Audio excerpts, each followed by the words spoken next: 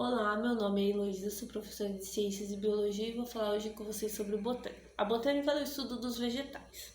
Quem são os vegetais? Os vegetais são organismos eucariontes que têm uma estrutura exclusiva deles chamada cloroplasto, rica em clorofila A e B, que auxilia no processo de fotossíntese. A parede celular desses organismos é composta das células vegetais é composta de celulose. Eles são organizados em tecidos e órgãos. Eles são organismos autótrofos e a principal reserva energética deles é o amido.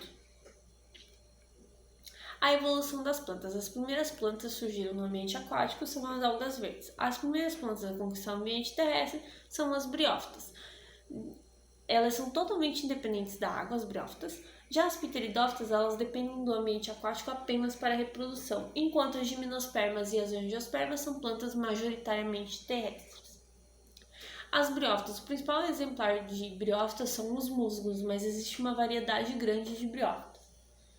As briófitas, elas não possuem folha, caule e raiz, tá? O corpo delas é dividido apenas em um talo. Elas são criptógamas, ou seja, a estrutura reprodutiva delas não está pouco visível. Elas têm ausência de estruturas que impeçam que ela perca água para o ambiente, por isso elas precisam de ambientes sombreados e úmidos para sobreviver. Elas são plantas avasculares, ou seja, não têm tecidos de condução, xilema e floema. Como que é feito o transporte de água e sais minerais então nessas plantas? É feito por processo de difusão ou osmose. A ausência de tecidos vasculares faz com que essa planta tenha um crescimento reduzido, elas são plantas bem pequenininhas. A reprodução ela acontece de forma sexuada e assexuada nas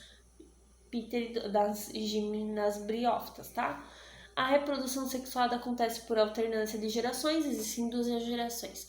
A gametofítica, que é a produção de gametas, e a esporofítica, que é a produção de esporos. Na reprodução assexuada, a planta fêmea faz um brotamento, produz um indivíduo clone dela.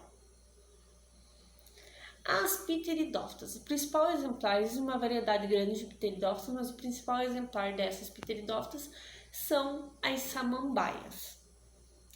As samambaias e as pteridófitas, de forma geral, têm folhas bordados recortados. Elas são as primeiras plantas vasculares, ou seja, são as primeiras plantas a apresentar tecido de condução, xilema e floema.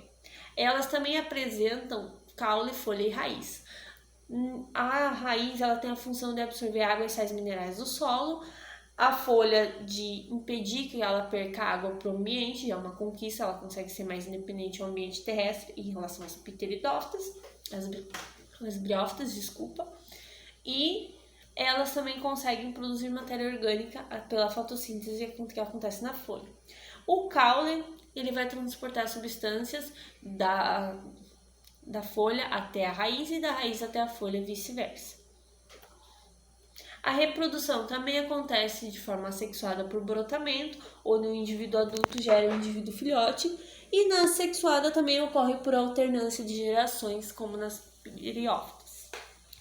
Nas samambaias, que são sexualmente maduras, ou seja, nas samambaias adultas, elas têm a produção de soros, que dentro deles existem diversos esporângios, que por meio de meiose originam os esporos. São essas estruturas aqui que ficam na parte de trás da folha. As gimnospermas. O principal exemplar de gimnosperma, um dos principais é o pinhão, tá? Novidade evolutiva, ela é mais independente da água do que as briófitas, eram totalmente independentes da água, ficavam em ambientes úmidos. As pteridófitas dependiam da água só para reprodução, já as gimnospermas não dependem de água nem para reprodução, porque elas têm uma novidade chamada semente. Essa semente ela vai fazer com que o indivíduo consiga sobreviver no ambiente terrestre mais longe da água. A função da semente é proteger e nutrir o embrião, tá? Ela protege e nutre o embrião para que ele consiga se desenvolver e germinar e dar origem a uma planta, crescer, se desenvolver e dar origem a um outro indivíduo, uma outra planta, um outro exemplar. As sementes não apresentam estrutura de proteção ao seu redor, ou seja, as sementes das gimnospermas elas não apresentam uma estrutura de proteção ao seu redor. Essa estrutura de proteção é chamada de fruto, a gente vai ver ela só lá nas angiospermas. A polinização e fecundação. A fecundação acontece quando o grão de pólen chega ao óvulo. Como que acontece? Ele acontece por meio de polinização. O transporte geralmente pelo vento, essa polinização. Semente. O conjunto de endosperma, casca e embrião é chamado de semente. Aqui a gente tem um exemplo da semente do pinhão, onde a parte marrom é a casca, a parte branca é o endosperma e o embrião está aqui no meio. O embrião está sendo nutrido pelo endosperma e protegido pela casca. As angiospermas. As angiospermas são plantas que produzem principalmente flor.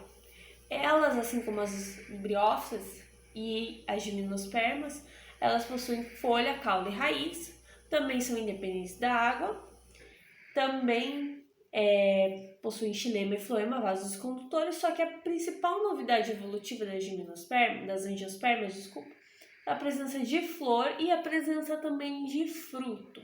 As flores elas só estão presentes nas angiospermas quando a planta se torna sexualmente madura, ou seja, quando a planta se torna adulta. Os frutos é uma estrutura cuja função é proteger a semente. A semente nas gimnospermas ela não é protegida por nada. Já nas angiospermas a semente é produzida por um fruto, protegida por um fruto. A maioria das flores elas são bissexuadas, ou seja, possuem androceu e gineceu. O androceu é o órgão sexual masculino da planta, é o órgão reprodutor masculino da planta, e o gineceu, o órgão reprodutor feminino dessas plantas.